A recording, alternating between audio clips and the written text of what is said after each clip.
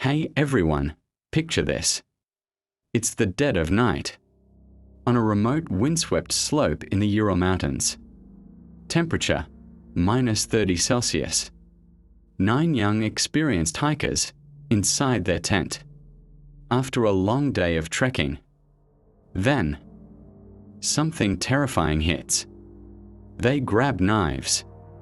They slash the tent open from the inside. They flee into the freezing darkness, some barefoot, others in just socks. No panic in the footprints. Just calm steps away from safety, straight toward death. When rescuers finally found the tent, every single pair of boots was still inside. What force on earth could make rational people abandon everything? Boots, warm clothes, and run straight into a blizzard. That nightmare happened on February 1, 1959, at what we now call Dyatlov Pass.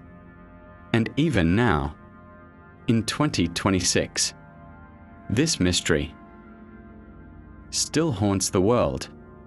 Today I'm taking you step by step through the chilling facts, the official story, the wild theories, and the brand new twist that just dropped this month. Stick with me until the very end, because the latest 2026 development might finally explain it all, or blow the case wide open again. Let's go back. Late January 1959. A group from Ural Polytechnic Institute. Tough Category 3 winter trek. Highest difficulty. Leader, 23-year-old Igor Dyatlov. Skilled. Experienced. The team, Yuri Doroshenko, Ludmila Dubinina, Georgii Krivonishenko, Alexander Kolevatov, Zinaida Kolmogorova, Rustam Slobodin, Nikolai Thibeaux-Brignol, and the oldest, 38-year-old Semyon Zolotaryov, joined last minute. One member turned back early, Yuri Yudin, because of illness. He's the only reason we know the story. He survived to tell it. They aimed for Otorten Mountain. 16 days. Over 200 miles. Everything fine until February 1. Weather turned brutal. Strong winds. Heavy snow. They stopped.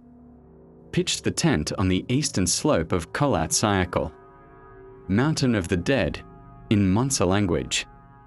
Why not the safer forest below? We'll never know.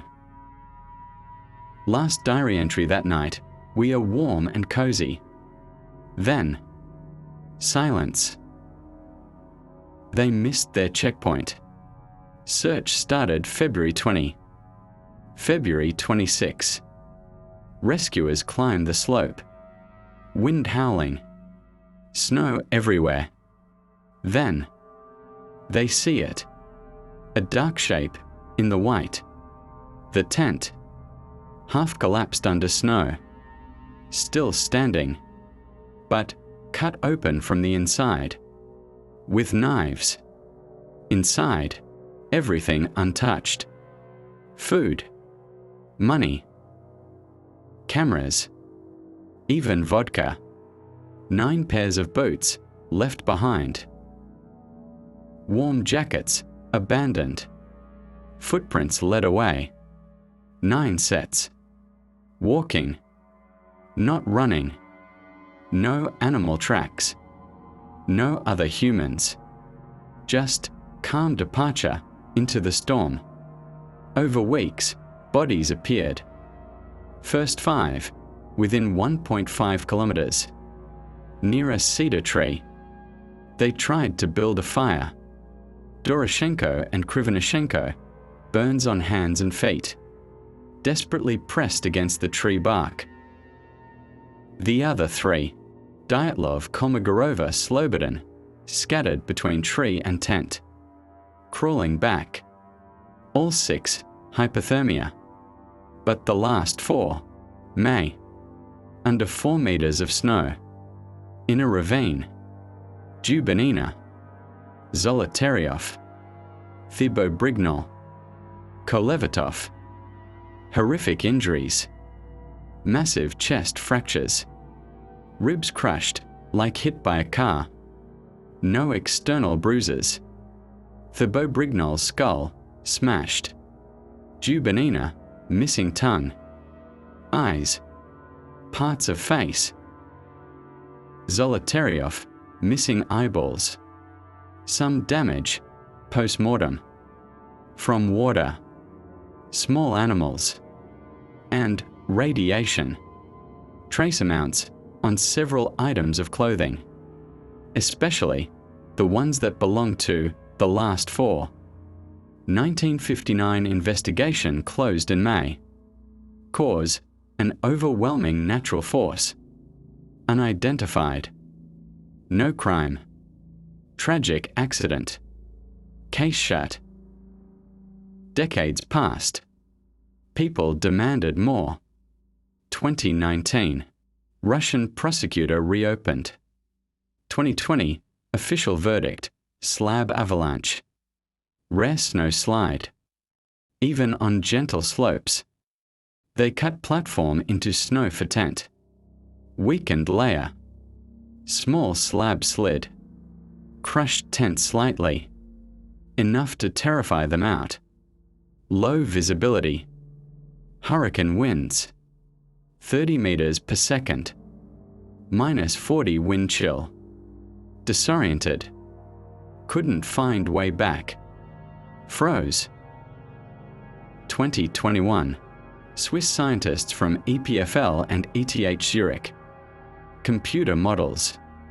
Used snow physics, even from Disney's Frozen. Proved small slab avalanche fits. Explains injuries. No big debris. Later expeditions filmed fresh slab avalanches. Right near site. 2022. 2023. Closer to exact tent spot. Case closed. Not quite. Critics say slope too gentle. Only 15-20 degrees. No debris on tent. Footprints calm, not panic. Crushed ribs, missing eyes. Avalanche doesn't do that. And radiation. And witnesses saw glowing orange fireballs that night. So, wild theories exploded. Infrasound from winds drove them mad. Yeti attack. UFOs or ball lightning. KGB spies or military cover-up. But 2026 gets explosive. Fresh from this month, Popular Mechanics published a major piece, reviving the theory relatives pushed since the 2023 press conference. The culprit? A failed Soviet rocket launch. February 1959. Soviet military testing R-12 missile. Nearby range. Liquid-fueled. Used nitric acid as oxidizer. Highly corrosive. Toxic. One rocket failed. Exhaust gases mixed with air. Drifted as deadly nitric acid fog toward tent. Nitric acid burns skin. Eyes. Causes choking. Confusion. Pain. Panic. Hikers wake, gasping. Eyes stinging. Skin burning. In total darkness, blizzard, they slash tent. Flee downhill, to forest. Some rip off clothes, paradoxical undressing. Worse from chemical irritation.